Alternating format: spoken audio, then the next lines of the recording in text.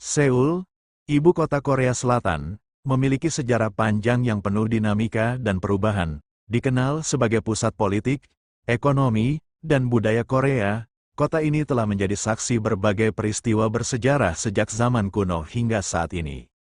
Daerah yang sekarang dikenal sebagai kota Seoul, pertama kali dihuni pada zaman batu sekitar 4.000 tahun yang lalu.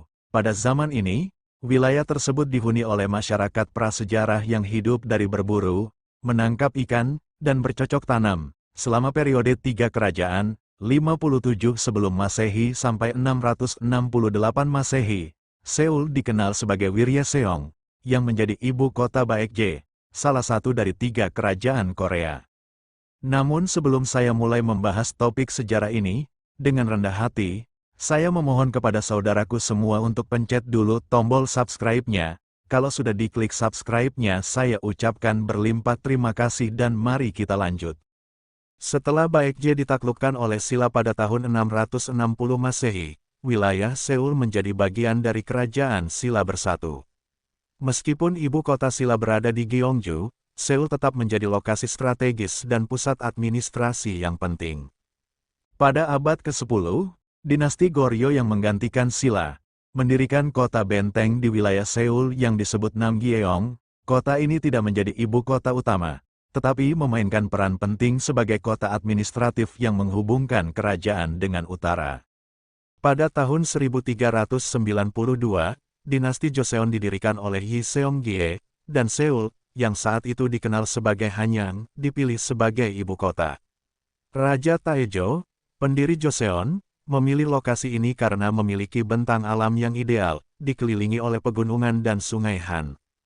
Salah satu simbol kekuasaan dinasti Joseon di Seoul adalah pembangunan Istana Gyeongbokgung pada tahun 1395.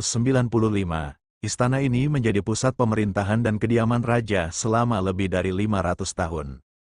Selama masa awal dinasti Joseon, tembok kota sepanjang 18,6 km dibangun untuk melindungi Hanyang dari serangan musuh.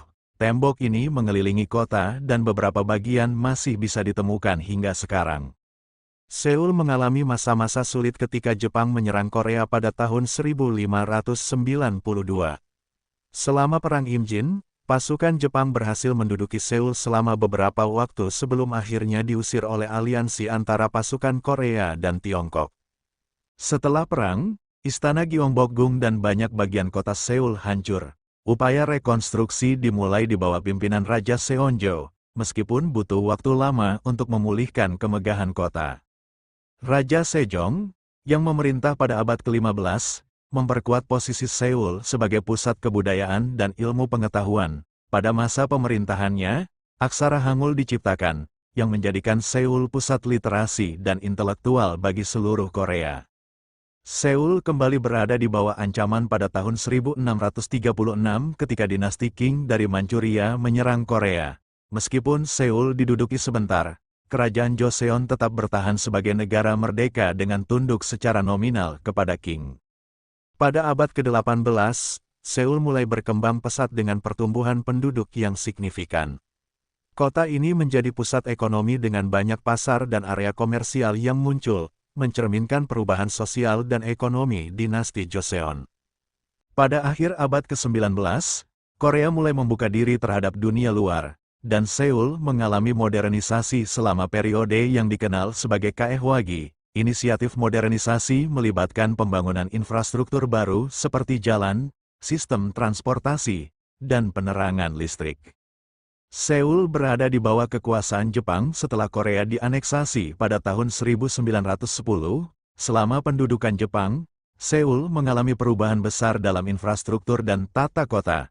Namun, kebijakan Jepang sangat menindas budaya Korea, dan banyak bangunan bersejarah dihancurkan atau dimodifikasi.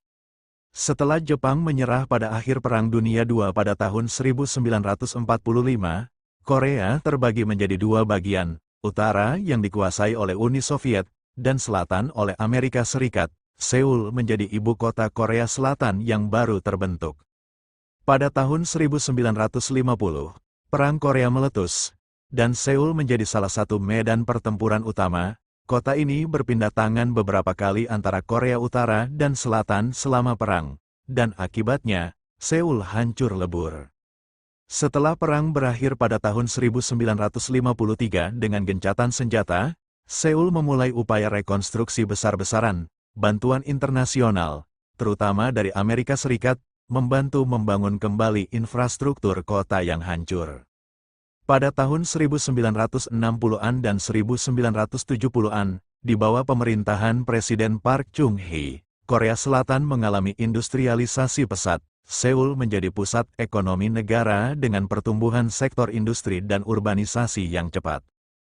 Pada tahun 1980-an, Seoul telah berkembang menjadi sebuah metropolis modern dengan bangunan pencakar langit, jaringan transportasi yang canggih, dan menjadi tuan rumah acara internasional seperti Asian Games 1986 dan Olimpiade Musim Panas 1988. Seoul mengalami lonjakan penduduk yang pesat selama abad ke-20, menarik migran dari seluruh Korea. Dengan semakin berkembangnya ekonomi, populasi Seoul melonjak hingga mencapai lebih dari 10 juta jiwa, menjadikannya salah satu kota terbesar di dunia. Seoul terus memperkuat perannya di panggung internasional, menjadi tuan rumah berbagai konferensi global dan acara diplomatik. Kota ini juga menjadi pusat teknologi dan inovasi, rumah bagi perusahaan besar seperti Samsung dan LG. Seiring dengan perkembangan ekonominya, wilayah metropolitan Seoul terus meluas, mencakup daerah-daerah satelit seperti Incheon dan Gyeonggi-do. Pemerintah berinvestasi besar dalam infrastruktur, termasuk sistem kereta bawah tanah yang sekarang menjadi salah satu yang tersibuk di dunia.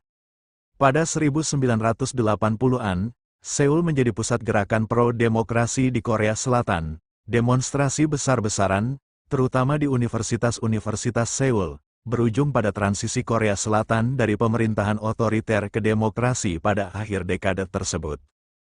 Pada akhir abad ke-20 dan awal abad ke-21, Seoul menjadi pusat teknologi global. Kota ini dikenal dengan infrastruktur digital canggih, serta menjadi markas bagi perusahaan teknologi terbesar di dunia. Meskipun Seoul berkembang pesat, Korea Selatan tidak terhindar dari dampak krisis ekonomi Asia pada 1997. Ekonomi negara terpuruk, namun dengan reformasi ekonomi yang cepat, Seoul berhasil pulih dalam beberapa tahun.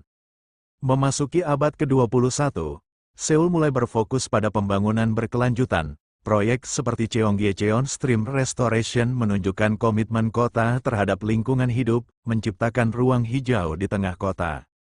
Seoul adalah pusat dari gelombang budaya Korea, Hallyu, yang melanda dunia sejak awal 2000-an. Industri musik K-pop, drama televisi, dan film Korea Selatan semuanya berpusat di Seoul, menarik jutaan penggemar internasional. Kota ini juga terkenal dengan inovasi infrastruktur seperti jembatan Banpo dengan pertunjukan air mancur dan menara Seoul yang menjadi ikon kota. Berbagai kawasan komersial seperti Gangnam dan Myeongdong menjadikan Seoul pusat mode dan gaya hidup. Seoul menghadapi tantangan seperti kesenjangan sosial dan tekanan perumahan akibat urbanisasi. Harga properti di Seoul sangat tinggi, dan pemerintah berusaha menangani masalah ini dengan berbagai kebijakan perumahan. Seoul, seperti kota-kota besar lainnya, terdampak oleh pandemi COVID-19. Namun, tanggapan Korea Selatan terhadap pandemi diakui sebagai salah satu yang paling efektif. Dengan Seoul sebagai pusat dari upaya pengendalian dan vaksinasi, Seoul terus berkembang sebagai kota pintar yang memadukan teknologi canggih dengan kehidupan sehari-hari. Dengan rencana ambisius untuk menjadi kota global terdepan, Seoul diperkirakan akan terus tumbuh sebagai pusat budaya, ekonomi, dan politik.